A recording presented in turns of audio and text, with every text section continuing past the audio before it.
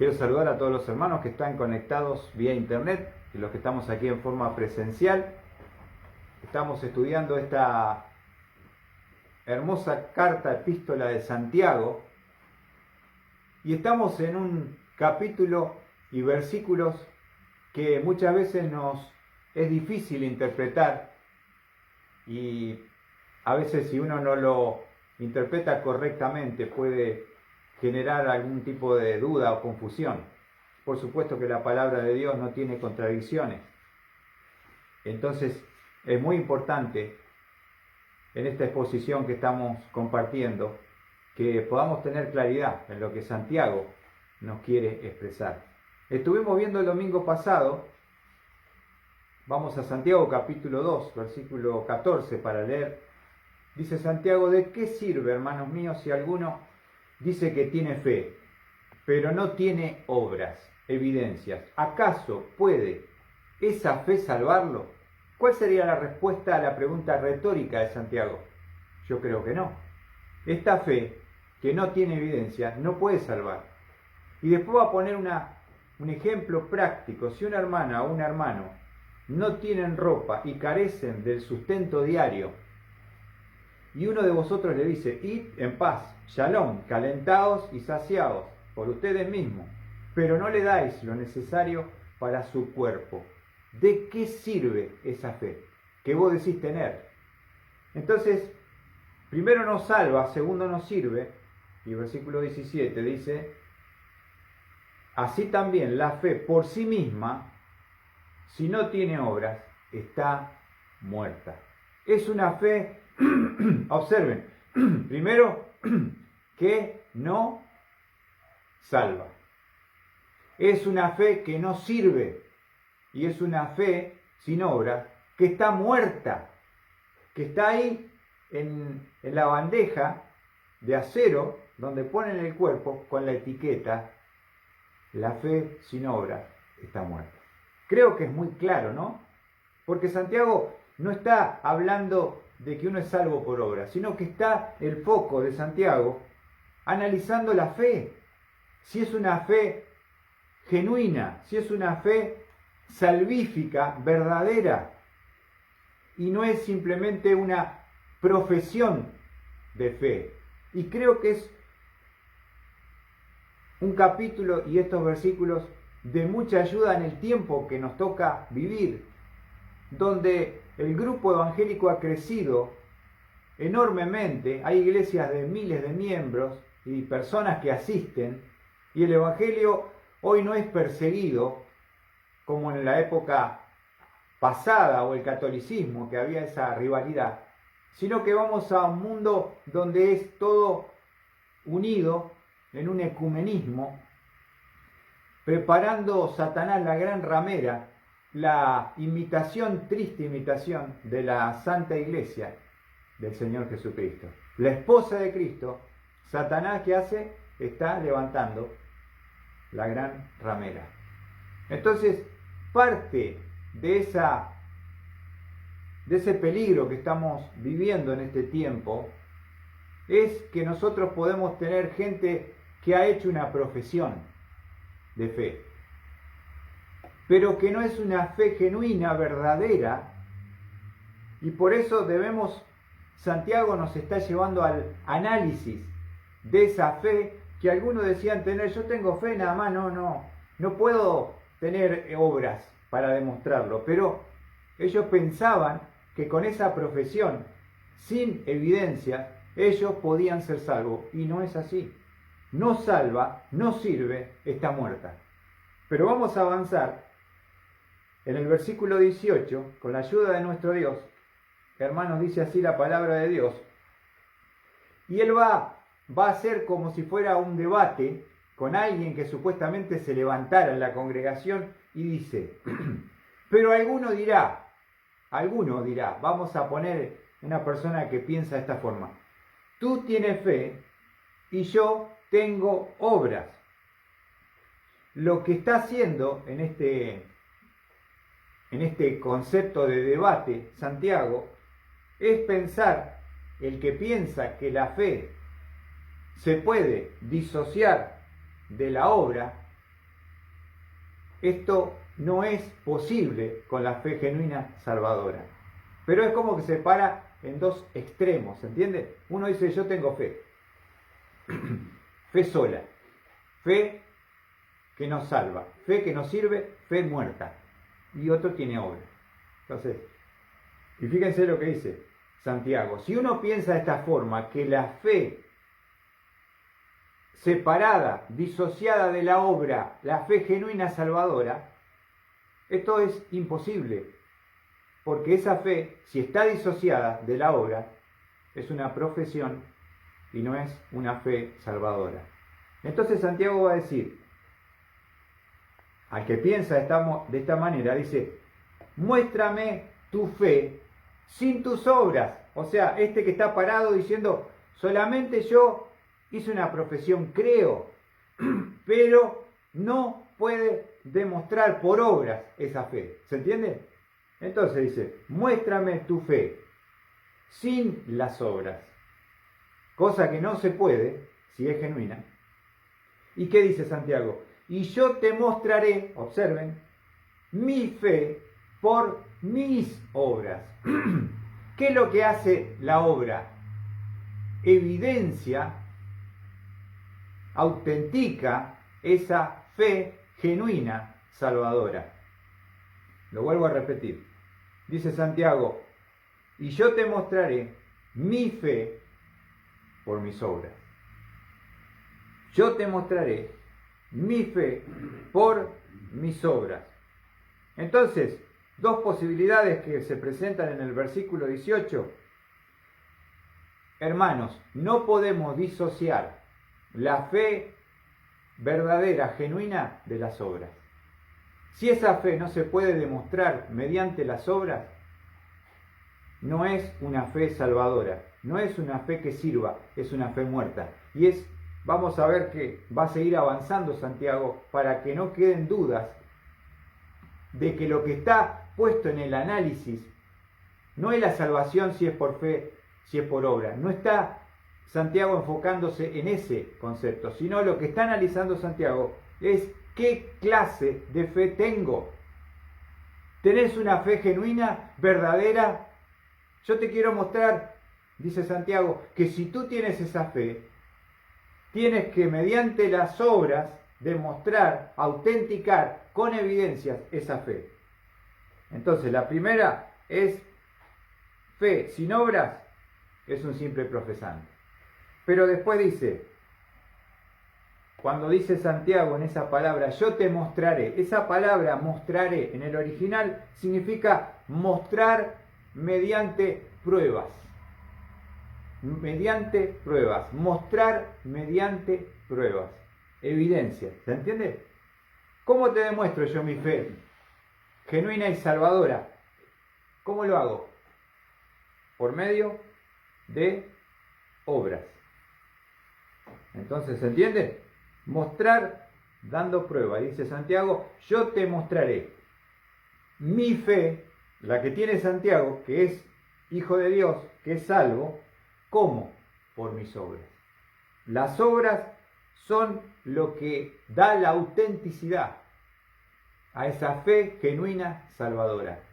Entonces podemos tener iglesias llenas de profesantes en la actualidad, que dicen, bueno, yo por ahí hice una oración hace como no sé cuántos años, y hay mucha gente convencida de que ese acto de profesión, pero sin evidencia, ya la persona se salvó. Y Santiago lo que va a poner en el microscopio, por decirlo de alguna manera, para el análisis en lo minucioso, es entender, tu fe tiene evidencias, podés demostrar lo que vos decís que sos. Si no lo podés hacer, no es una fe que salva, no es una fe que sirva, no es una fe que esté viva, está muerta. ¿Se entiende? Entonces, claramente, la argumentación de Santiago y la preocupación de Santiago, el apóstol, que debe ser la preocupación de la iglesia del siglo XXI, es: ¿tu fe es genuina? ¿Podés demostrar lo que vos decís que creés? por medio de obras, tu fe puede ser evidenciada. Santiago dice, acuérdense, versículo 18, yo te mostraré. ¿Cómo te mostraré? Mediante pruebas. Que mi fe genuina, salvadora, por mis obras. Por sus frutos se conoce el árbol, dijo el Señor. ¿Es lo mismo o no? Si vos decís que sos un cristiano genuino y verdadero, quiero ver las obras de tu fe. Si no la podés demostrar, entonces sos un simple profesante y vas rumbo al infierno. Así de claro, así de simple. Pero Santiago va a profundizar un poquito más los peligros de ser un profesante y no tener una fe genuina y verdadera que se pueda demostrar. Y va a ir a la prueba del conocimiento, porque ese es un gran problema, ¿no? Dice en el versículo 19, observen, ¿tú crees que Dios es uno? Haces bien. Vamos a analizar, porque Santiago nos va a poner un ejemplo en cuanto el gran peligro de la profesión es que uno posee ese conocimiento.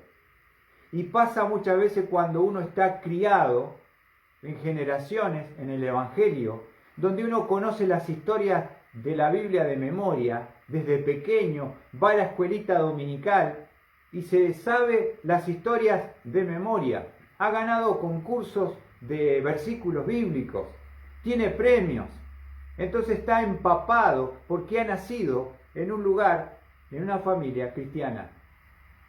Y ese es, aunque parezca mentira, uno de los terrenos más peligrosos, donde uno puede estar engañado en que un día uno hizo una oración hace como no sé cuántos años, pero no hay evidencias de la fe que esa persona dice profesar.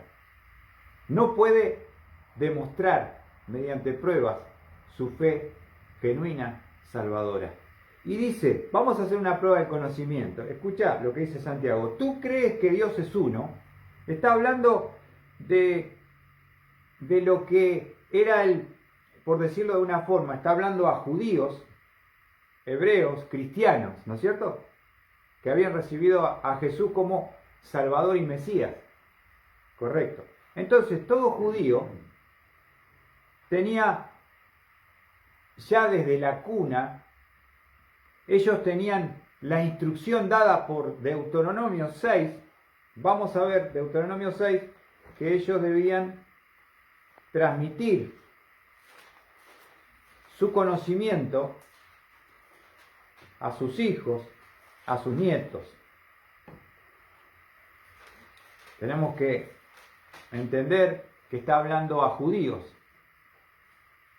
Si nosotros queremos contextualizar el pasaje, tendríamos que decir que sería parecido a los evangélicos, que tenemos hijos y que lo hemos mandado de pequeños a las escuelitas dominicales, horitas felices, etc. Se han criado en una familia cristiana o evangélica y tienen la bendición desde pequeños de haber recibido la palabra de Dios. Cuando dice Santiago, ¿tú crees que Dios es uno? Esto forma parte de lo que los judíos se llama la Shema. ¿Qué es la Shema? Es la principal oración que un judío debía citar de memoria la Shema se encuentra en Deuteronomio capítulo 6, versículo 4 al 9. Y lo primero que inicia esta oración, que se llama la Shema, Deuteronomio 6:4 dice, escucha, oh Israel, el Señor es nuestro Dios, el Señor uno es. Y lo que dice Santiago está comenzando por el Deuteronomio 6:4, que ellos sabían de memoria, que ellos lo oraban diariamente y que ellos lo habían comunicado y transmitido a sus hijos, porque ese era el mandamiento de Dios. Observen, amarás al Señor tu Dios con todo tu corazón, observen, con toda tu alma, con todas tus fuerzas, y estas palabras que yo te mando hoy estarán sobre tu corazón, y diligentemente la enseñarás a tus hijos, y hablarás de ellas cuando te sientes en la casa, cuando andes por el camino, cuando te acuestes, cuando te levantes. Las atarás como una señal a tu mano, y serán por insignias entre tus ojos, y las escribirás en los postes de tu casa y en las puertas. Observen, era una oración que los judíos ya habían incorporado de memoria, citando Deuteronomio 6:4 al 9. Entonces cuando Santiago dice, ¿tú crees que Dios es uno? Está diciendo Santiago, Deuteronomio 6:4, la Shemá que ustedes oran, y ustedes la conocen de memoria. Y uno dice, yo ya la sé, Santiago. Yo lo oro todos los días. Lo repito porque mi padre me lo enseñó, porque mi abuelo me lo enseñó, porque mi tatarabuelo, que es judío, también me lo enseñó. Esto era algo que Dios quería que su pueblo transmitiera de generación en generación. Ellos creían en un triuno Dios. Es muy importante y muy interesante este versículo de Deuteronomio 6:4, porque dice, escucha, oh Israel, el Señor, o la versión 60 dice Jehová, Yahvé, y esa expresión Jehová o Yahvé tiene que ver con, en primer lugar, el primer concepto, Jehová, está diciendo, ¿sabe lo que está diciendo en ese versículo, en esa palabra, Yahvé o Jehová? Que Él es preexistente, inmutable, eterno y autosustentable. Nuestro Dios, el Señor, que traduce Adonai, o Jehová, podemos decirlo, quiere decir, en primer lugar, que Él es preexistente, inmutable, eterno y autosustentable. Y después, ¿qué dice? Escucha, oh Israel, el Señor, ya lo definimos, es nuestro Dios. Esa palabra es Elohim, que se usa ahí. ¿Y qué significa Elohim? Nos habla de su poder y su preeminencia, y está hablando de la pluralidad en la unidad. Por eso está esa palabra hebrea, Elo es Dios, Im es pluralidad. Se puede traducir a veces dioses, pero dioses no daría la idea de que son varios, sino es uno compuesto. Uno compuesto es. Nuestro Dios, uno compuesto es. Entonces, si nosotros estamos analizando lo que dice Santiago, ellos lo oraban como judíos todos los días. A ellos se lo habían transmitido sus padres, a sus padres sus abuelos, a sus abuelos sus tatarabuelos, ¿se entiende? Entonces, uno ya se crió con ese conocimiento. Y una de las cosas que hace la persona profesante es confiar en lo que conoce. ¿Se entiende? Confiar en lo que conoce. Volviendo a Santiago, entonces Santiago va a decir, vamos a ver una prueba de conocimiento teológico. ¿Tú crees que Dios es uno? Es uno único. Se diferenciaban los hebreos de las naciones que eran politeístas. Ellos tenían un único Dios, pero también en la palabra hebrea Elohim habla de, como dijimos, diversidad en la unidad. Entonces es como una declaración de fe esta expresión, nuestro Dios, como dice Santiago, tú crees que Dios es uno.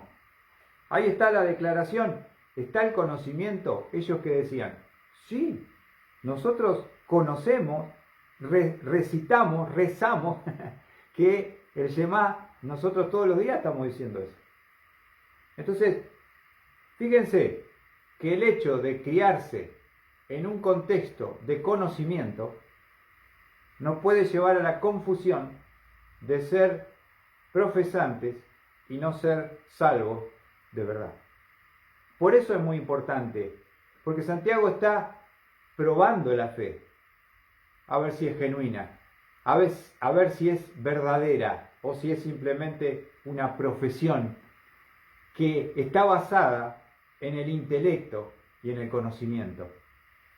pero no es una fe que todavía ha podido salvarte, porque no es demostrable tu fe que tú dices tener. No hay evidencias en tu vida, como dice Santiago, por eso esa fe salvadora está unida automáticamente a la obra. Tú tienes que poder demostrar lo que tú crees. Ahora, con respecto a lo que dice Santiago, ¿tú crees que Dios es uno? Él está diciendo, a ver, fíjate lo que dice. Haces bien. En otras palabras, dice Santiago, te felicito. Bien, has aprobado en el conocimiento, has declarado una verdad bíblica. ¿Cómo anda tu teología? ¿Crees que Dios es uno? ¿Quién dice amén? Amén. Todos creemos, todos conocemos, todos declaramos, todos levantamos la mano. Bárbaro. Ahora, fíjate lo que va a decir Santiago ahora. Tremendo, profundo y duro. Dice, ¿tú crees que Dios es uno? Haces bien, te felicito. Pero mira lo que dice ahora. También los demonios creen y tiemblan. O sea, si vos te vas a basar en el conocimiento que tenés de Dios, ¿viste? Santiago dice, te felicito, pero ¿sabés qué? Hasta ahora un demonio que se pone al lado tuyo, escuchá, está en la misma posición. ¿Por qué? Porque él cree en Dios. ¿Y sabés qué más? Tiembla. Oh, sabe intelectualmente que Dios existe. No existe el ateísmo en los demonios. ¿Observaron? Los demonios creen en Dios. No son ateos. Sí incitan a la gente a que no crea. Pero ellos conocen la realidad de que Dios existe de verdad. Y como saben que existe, hay una cosa más que es muy impactante, porque dice que tiemblan. Tiemblan. Esa palabra temblar habla de miedo, tiemblan de miedo. ¿Por qué? Porque saben que Dios los va a condenar.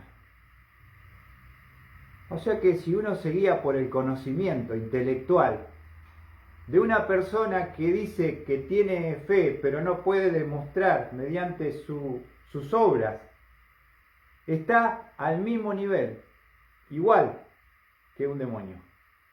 Ahora, queda casi en forma relevante decir que sabemos que los demonios están en contra de Dios por su carácter, por su conducta, por su naturaleza perversa, están condenados al infierno. Pero si vamos al plano del conocimiento intelectual, un profesante y un demonio son iguales. No me podés, podría decir uno, no me podés correr con eso, que vos conocés. Y ese es el gran engaño del profesante, que cree que porque tiene conocimiento intelectual ya está salvo o salvado. ¿Se entiende? Cuando yo estudiaba en Monte, hace muchos años, teníamos un compañero cordobés que venía de cuna evangélica. Los padres eran líderes. Y él venía al instituto a estudiar la palabra. ¿Está bien? Primer año, buenas materias, buenas calificaciones. Segundo año, predicando el evangelio en los trenes, conocía la palabra, venía de una familia cristiana, predicaba el evangelio, y dice que él, cuando predicaba, se dio cuenta que las personas que entregaban su vida a Cristo tenían un gozo, tenían una alegría tan inexplicable y tan evidente que él se dio cuenta, por obra del Espíritu de Dios y en segundo año de instituto bíblico, que él más allá de que venía de cuna de creyentes, que estudiaba las materias en palabra de vida, que tenía buenas notas, que predicaba, él se dio cuenta que ese gozo que él veía en las personas a los cuales o a las cuales le hablaba, él no lo poseía. No tenía ese gozo de salvación.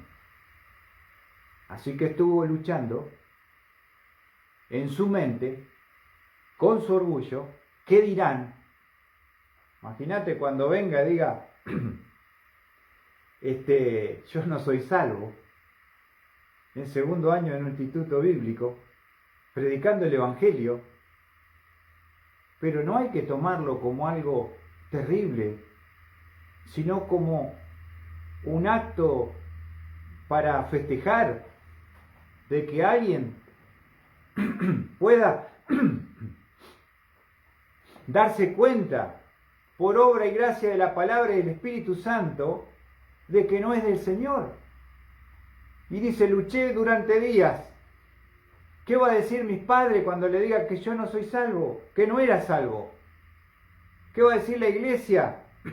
¿Qué van a decir en el instituto? Uno lucha contra qué piensan los demás. Pero dice que no pudo aguantar más. Y se tuvo que arrodillar en su cama y entregar su vida. Sabía cómo hacerlo. Completamente. Arrepentido de su pecado. Humillado en la presencia de Dios. Recibió a Cristo como Salvador personal. Y volvió diferente. Y tenía gozo. Y tenía paz. Y se paró en el culto y dijo, quiero compartirles que recibí, este fin de semana recibí al Señor como mi Salvador. ¿Ven? ¿Ven lo que estoy diciendo? Gloria a Dios. Gloria a Dios que dejó de ser un profesante para ser un hijo. Que pudo comprender que el conocimiento no salva, porque el demonio conoce y cree en Dios y tiembla de miedo y sabe que un día será condenado en el infierno, lo sabe y tiembla, pero es un demonio. No cambia su corazón, no cambia su conducta, no tienen arrepentimiento los demonios, ¿sabían ustedes? No tienen redención los demonios, ni Satanás. Porque tal vez, no lo entiendo, pero porque son tal vez un género superior al humano, cuando Satanás se rebela contra Dios, siendo un querubín protector, y quiere ser igual a Dios, y se llena de orgullo y de soberbia su corazón, y Dios lo expulsa del cielo. Fíjense lo que dice Apocalipsis 12:4. Satanás no solo cayó él, arrastró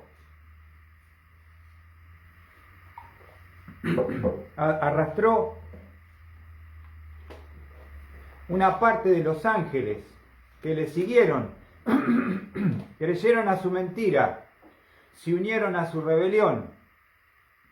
Y dice Apocalipsis capítulo 12, versículo 4, su cola arrastró la tercera parte de las estrellas del cielo y las arrojó sobre la tierra. Una de las terceras partes de los ángeles de Dios fueron arrastrados por el diablo y Satanás. Y en su caída, él fue destituido de su lugar, de su cargo, de su función, y fue lanzado a la tierra. Y esos ángeles que cayeron por propia voluntad y decisión que Dios les dio, son los actuales demonios que están junto con él, trabajando en este planeta Tierra, para no ir solos al infierno. Tremendo, ¿no? ¿Tú crees que Dios es uno? ¿Tenés algo mejorcito para mostrarme? Vos que estás parado en la profesión, que hiciste una oración, vos que me podés citar que Dios es uno, bárbaro. Pero te quiero decir que hasta ahora, no hiciste la diferencia. Dame evidencias de tu salvación. Vamos a ver un poquito algunos ejemplos cuando Santiago dice los demonios creen en Dios y tiemblan. Vamos a ver un ejemplo en la vida de Cristo. Vamos a Marcos. Es tremendo cuando uno se pone a estudiar la palabra, ¿no? Ojalá Dios arroje luz a través de este estudio y no terminamos siendo simples profesantes, sino salvos, y que esa fe salvadora que decimos tener pueda ser evidenciada mediante las obras. Entonces Santiago no está contradiciendo, está complementando y está analizando la fe, poniendo el ojo para analizar cuál es nuestra fe. Y fíjense, por ejemplo, en Marcos, capítulo 1, versos 23 y 24. Los demonios creen en Dios. Vamos a ver un ejemplo práctico cuando Dios estuvo en la tierra, Jesús, que es Dios hecho hombre, y andaba por la tierra de Israel. Nos dice Marcos 1, 23. He aquí estaba en la sinagoga de ellos un hombre con un espíritu inmundo, el cual comenzó a gritar, observen, diciendo: ¿qué tenemos que ver contigo, Jesús de Nazaret? ¿Qué tenemos que ver contigo? Y hay dos cosas que dicen los demonios. Primero, fíjense, ¿has venido a destruirnos? Ellos son conscientes de quién es Él y qué es lo que Dios va a hacer en algún momento de sus vidas, de su existencia. No pueden entender los tiempos de Dios, obviamente, porque son espíritus inmundos, demonios. Pero le dicen la pregunta: ¿qué tenemos que ver contigo, Jesús de Nazaret? ¿Ha venido a destruirnos? Jesús podía mandarlos directamente al pozo del abismo. Pero miren lo que dice al final: yo sé quién eres. Observa, el Santo de Dios. Yo sé quién eres, dice el demonio, el Santo de Dios. Y yo sé qué vas a hacer en algún momento. ¿Nos vas a destruir? Estaban temblando ahí. Pero la declaración intelectual del demonio dice: yo sé quién eres, el Santo con mayúscula de Dios. Alguno diría, a veces necesitamos ese discernimiento espiritual para no ser engañados por los demonios.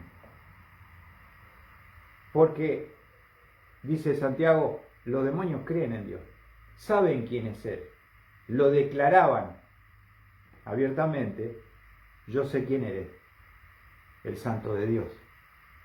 Pedro dijo: ¿quién dice la gente que soy? Dice Jesús: bueno, uno que soy el profeta, que sos Elías, y vosotros, ¿quién decís que soy yo? ¿Tú eres, Mariano? Sí. El Cristo. Gloria a Dios, no te lo reveló ni carne ni sangre. Tremendo, ¿no? Ahora este espíritu está declarando: yo sé quién eres, el Santo de Dios, y has venido a ¿qué? A destruirnos. Fíjense también allí en otro versículo que les quiero mostrar, en Marcos 5. Vamos a ver que Jesús va a la tierra de Gadara. Ahí se va a encontrar con lo que conocemos con la historia del endemoniado gadareno. Y es interesante estudiar y observar las cosas que dice la palabra. Miren lo que dice. Marcos 5:1. Llegaron al otro lado del mar, a la tierra de los gadarenos.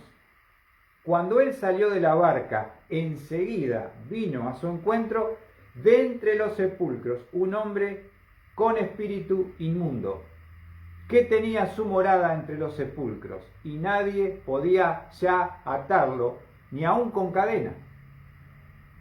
Tremendo, ¿no? Porque muchas veces había sido atado con grillos y cadenas, pero él había roto las cadenas y destrozado los grillos, y nadie era tan fuerte como para dominarlo. Y observen lo que dice Marcos: nadie, humanamente, no podían enfrentarlo no podían atarlo, no podían hacer nada. Necesitaban a alguien que sea más poderoso para dominarlo. ¿Y quién estaba ahí? Cristo. Y siempre, noche y día, andaba entre los sepulcros, observen, y en los montes dando gritos e hiriéndose con piedras. Porque Satanás viene a tres cosas: hurtar, matar y destruir. Ahí estaba bajo el control de los demonios. Cuando vio a Jesús de lejos, corrió, observá los pasos. Se postró delante de él. Se arrodilló. ¿Estás escuchando bien? No solamente que los demonios creen, fíjate, los demonios se arrodillan. Mira lo que dice. Y gritando a gran voz dijo: ¿qué tengo que ver contigo, Jesús, Hijo del Dios Altísimo? ¿Ven la declaración teológica? ¿Qué dice el demonio? Jesús, Hijo del Dios Altísimo. ¿Es correcto? Sí. ¿Tú crees que Dios es uno? Bárbaro. ¿Los demonios? Hasta ahora no me mostraste nada diferente, dice Santiago. Yo también. Y son demonios. Fíjate. Y observa. Te imploro, por Dios, que no me atormentes. Un demonio que se postra, un demonio que declara que Él es el Hijo del Dios Altísimo y que ruega e implora que no lo atormente. ¡Qué bárbaro! ¿Qué diríamos nosotros? ¿Se convirtió? No, es un demonio. Es tremendo porque dice, pero Jesús le decía: sal del hombre, espíritu inmundo. Y le preguntó: ¿cómo te llamas? Y él le dijo: me llamo Legión, observá, porque somos muchos. Te quiero decir que una legión tiene entre 5.000 y 6.000 hombres. Entonces este hombre tenía entre 5 y 6.000 demonios. Por eso nadie lo podía atar ni con grillo, ni con cadena, con nada, rompía todo.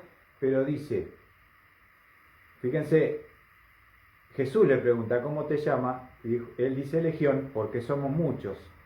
Versículo 10. Entonces le rogaba con insistencia que no los enviara fuera de la tierra. Claro, porque Dios, que está ahí, con poder y autoridad, que era más grande infinitamente que esos 6.000 demonios que podría tener este hombre, podría mandarlos Dios, Jesús, al pozo del abismo y sacarlo de circulación. Entonces lo que ellos no quieren es que los mande a esa condenación temporal. Así como el Hades, quiero aclarar esto, así como el Hades es el lugar temporal para los perdidos hasta que sean juzgados y lanzados al infierno, junto con su cuerpo nuevo que va a soportar la llama del infierno eterno. Así como el Hades es para el ser humano, el espíritu va ahí, atormentado, como el rico y Lázaro. ¿Se acuerdan la historia ahí de Lucas 16? De la misma forma, para los espíritus está el pozo del abismo. Son distintas cárceles temporales hasta que sea juzgado en el tiempo final. ¿Se entiende? Entonces ellos son conscientes de que Él tiene el poder, de quién es y que puede enviarlos a ese lugar. Dice, entonces, y había allí una gran piara de cerdos paciendo junto al monte, y los demonios le rogaron, diciendo: envíanos a los cerdos para que entremos en ellos. Y Él, escuchen, les dio permiso. Nuestro Dios soberano, el Todopoderoso Dios, les dio permiso y autorización a estos espíritus inmundos, que pueden, de la misma manera que un profesante, creer en el conocimiento de la palabra. ¿Crees que tú que Dios es uno? Bien haces. Pero, escúchame, solamente el intelecto, los demonios también. Y te digo más, tiemblan. No sé si vos temblás, pero tienen una emoción también, pero no tienen una voluntad. No tienen arrepentimiento, no tienen conversión, no tienen vuelta atrás. No hay salvación para los espíritus inmundos, Satanás y sus demonios. No existe la redención para ellos. Fíjense, le voy a mostrar un versículo que se encuentra en Hebreos. Por eso, hermanos, tenemos que con la mano en el corazón a analizar si tenemos evidencia de quién decimos ser. Tienen allí Hebreos capítulo 2, versículo 14. Hebreos 2:14 dice: así que por cuanto los hijos participan de carne y sangre, él igualmente participó también de lo mismo, está hablando de Cristo, para anular mediante la muerte el poder de aquel que tenía el poder de la muerte, es decir, el diablo. Ahora fíjate, Cristo se hace como semejante al ser humano, participa de carne y sangre para salvar a quién, a la humanidad. Pero mirá lo que dice versículo 15: y librar a los que por temor a la muerte estaban sujetos a esclavitud durante toda la vida. Y mirá lo que dice el 16: porque ciertamente no ayudó a los ángeles, sino que ayudó a la descendencia de Abraham. ¿Observaste bien? Jesús no vino a salvar a los ángeles caídos, sino se hubiera hecho ángel. Se hizo hombre para salvar a la descendencia de Abraham. Lo que quiere decir acá es que los ángeles no tienen redención, no tienen arrepentimiento, no tienen vuelta atrás. Tremendo. Y les doy un versículo más que se encuentra en Mateo.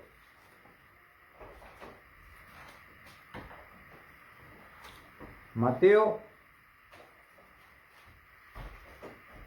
25, 41. Inicialmente el infierno fue creado para Satanás y sus ángeles. Mateo 25, 41 está hablando de algo que va a pasar futuramente. Dice, esto habla del antes de entrar al reino, ¿no?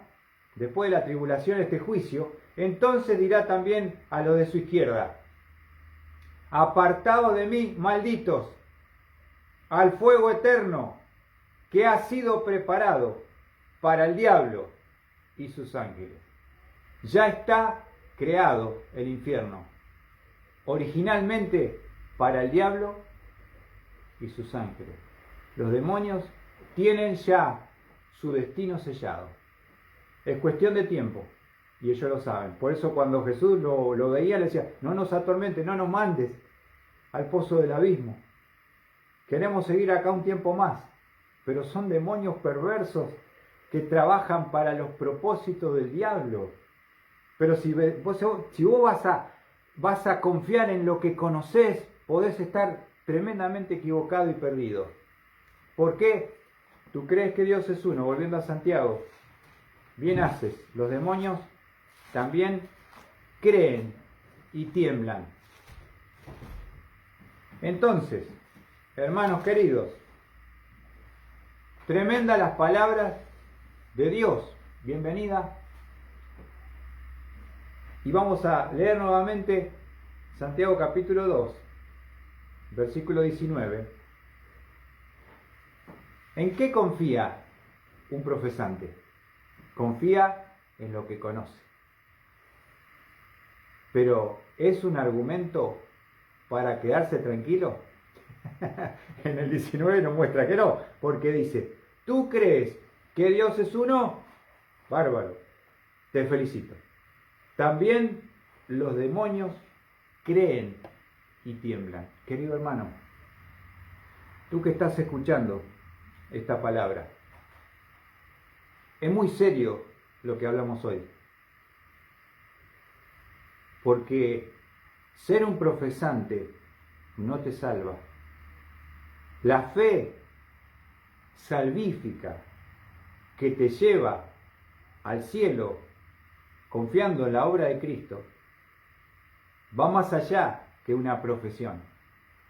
Va más allá que el simple conocimiento. Es un acto total de confianza y entrega en arrepentimiento a la obra de Cristo que se aplica por gracia al corazón del pecador. ¿Se entiende?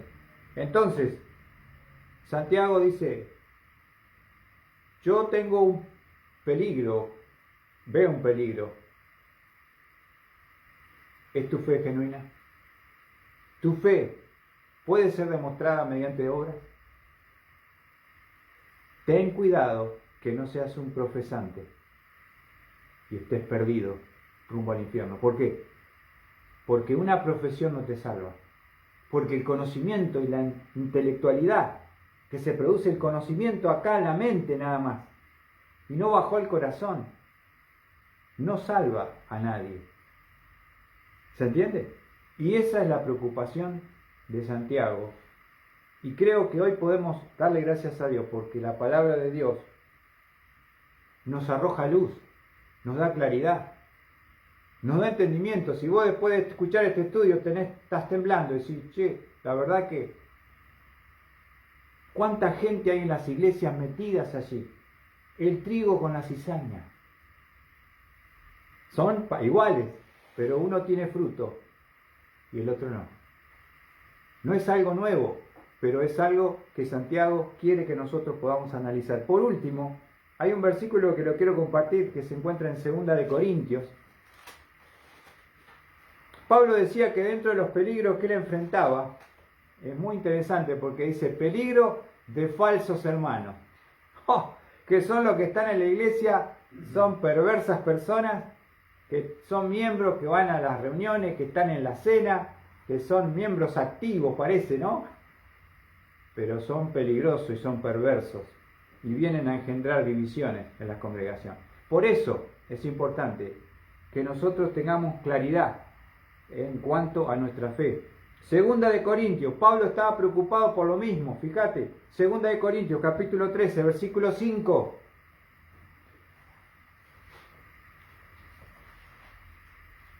Segunda Corintios, capítulo 13, versículo 5. Dice Pablo, poneos a prueba para ver si estáis en la fe. Examinaos a vosotros mismos. ¿O no os reconocéis a vosotros mismos de que Jesucristo está en vosotros? A menos que en verdad no paséis la prueba. Fíjate lo que dice Pablo, lo mismo que dice Santiago. Ponete a prueba para ver si estáis en la fe. Si tu fe es genuina, es verdadera. Si Cristo verdaderamente está en vosotros. A menos que en verdad no paséis la prueba. Y lo que está haciendo Santiago, está haciéndonos pasar por la prueba de la fe. ¿Es tu fe genuina? ¿Es tu fe puede ser evidenciada por obras? ¿O simplemente eres un profesante que confía solamente en lo que conoce intelectualmente, pero no ha bajado al corazón? No hay un arrepentimiento genuino, no hay un cambio de naturaleza. Como alguien dijo, somos convencidos, pero no convertidos. Y ese es el gran peligro que nos hace analizar nuestra fe, Santiago. Hermanos queridos, que el Espíritu de Dios, que la palabra de Dios pueda actuar en conjunto y no nos vaya a pasar que cuando el Señor venga a buscar a su iglesia y estemos cada uno frente a la presencia de Dios y muchos dirán, Señor, en tu nombre echamos fuera demonios, hicimos milagros, profetizamos, y Jesús dice, no os conozco, no sé quién son, apartados de mí, hacedores de maldad, al infierno eterno. Tremendo, ¿no? Uno confía, es tan peligroso esto, es tan astuto el enemigo, que nos quiere a veces convencer de lo que no somos. Por eso no es para temer si uno cree de verdad, es para afirmar. Pero si tú tienes dudas y tú dices después de este estudio, la verdad que no he visto evidencias de mi fe que yo digo tener. Yo digo que soy cristiano, pero no lo puedo demostrar. Sería bueno una oportunidad, como aquel joven del Instituto Bíblico, aquel cordobés valiente que se arrodilló en su cama, que abrió su corazón a Cristo, al Cristo que él conocía intelectualmente, predicaba, pero que nunca había experimentado el gozo de la salvación. Gloria a Dios, ese fruto, gozo, paz, ¿no? Que Dios nos ayude a poder pasar la prueba de nuestra fe y ser de esa forma aprobado por la palabra de nuestro Dios. Que Dios bendiga a todos y que sea este mensaje para su gloria.